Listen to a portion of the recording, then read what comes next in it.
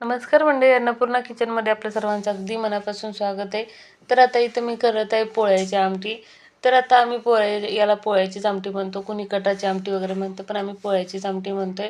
तर आता त्यासाठी मी इथं 2 कांदे आणि 1 टोमॅटो बारीक बारीक करून घेतलेलं आहे. आणि आता इथं पातेल्यामध्ये 2 पळी तेल टाकून मस्त असं हे भाजण्यासाठी टाकले. आपण बारीक जे केलं होतं कांदा टोमॅटो ते, आणि 2-3 मिनिटानंतर त्यातलं कांद्याचा आणि टोमॅटोचा पाण्याचा अंश असतो की नाही, तो असं कमी होऊन मस्त असं कांदा म्हणजे जे वाटण आहे का ते तेल सोडायला लागते. तर अगदी तेल सुटेपर्यंत असं छान असं भाजून घ्यायचं. त्यानंतर आपण आता जिरी मोहरी सुरुवातीला टाकली तरी चालते, पण माझ्याकडून विसरले म्हणून मी नंतर टाकते. जिरी मोहरी कढीपत्ता आणि हळद आपण इथं घालून छान असं ते पण परतून घ्यायचं आहे. आणि हे छान परतल्यानंतर आपण यामध्ये लसूण आणि खोबरं जे बारीक केलेले ते टाकायचं आहे. इथं वाळ्या खोबऱ्याचा मी वापर केलेला आहे, त्यामुळे काय होतंय तर आमटीला असं मस्त असं तेलकटपणा येतोय, तर छान असे लागते. तर इथं चिमूटभर अशी हळद टाकायची आणि इथं मी 1 ते 1.5 चमचा असं मी 1 ते 1.5 चमचा असं मी लाल तिखट टाकलेले. तुमच्या आवडीनुसार तुम्हाला जास्त तिखट हवं असेल तर तुम्ही जास्तही मसाला टाकू शकता. इथं आम्हाला मीडियम अशीच लागते, त्यामुळे मी इथं 1.5 चमचा टाकलेले.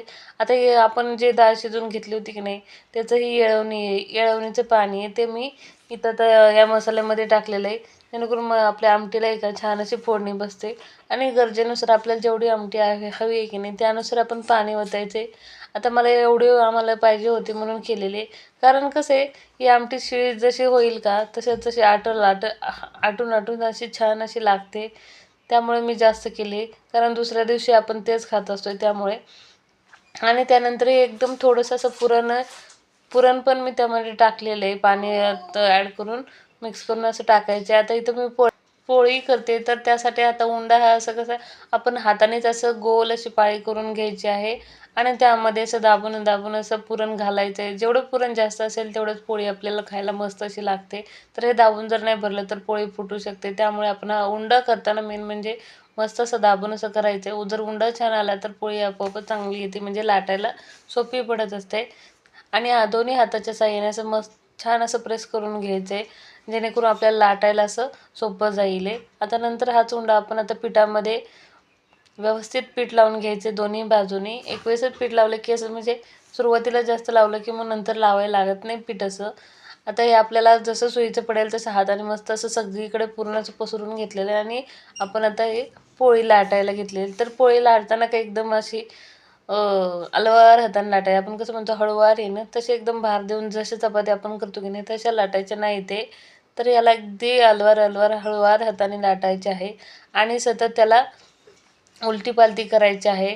दोन्ही अंगाने जर पोळी जर सेम लाटली तरच ते दोन्ही अंगाने छान अशी फुगेले, नाही तर एका बाजूने केलं तर दुसऱ्या बाजून फुटत असते. त्यामुळे दोन्ही बाजून व्यवस्थित अशी भाजून घ्यायची. तर आता ही पोळी लाटताना काठानेही छान अशी लाटून घ्यायची आहे. काठाने एकदम मस्त अशी बारीक बारीक म्हणजे पातळ असं काठ हे आलं पाहिजेत. पहिले लोक कसे म्हणायचेच की नाही की बाबा पोळी बघावी काठात आणि मुलगी बघावी होतात, अगदी तसंच आहे. तर एकदम काठोकाठ अशी पोळी गच्च फुगली जाते, त्यामुळे मस्त अशी लाटून घ्यायचे.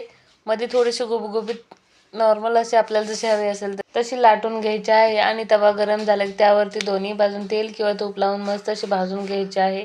तर आपली पोळ्या अशा भरगच्च अशा म्हणजे दोन्ही बाजून टम्म अशा फुगतात आहे, दोन्ही बाजून व्यवस्थित लाटल्यामुळे. तर रेसिपी जर आवडत असेल तर अन्नपूर्णा किचनला सबस्क्राईब करायला विसरू नका, जेणेकरून आपल्या नवनवीन व्हिडिओज आहेत ते तुमच्यापर्यंत पोहोचतील. तर पाहू शकता मस्त अशी दोन्ही बाजून पोळी फुगलेली आहे.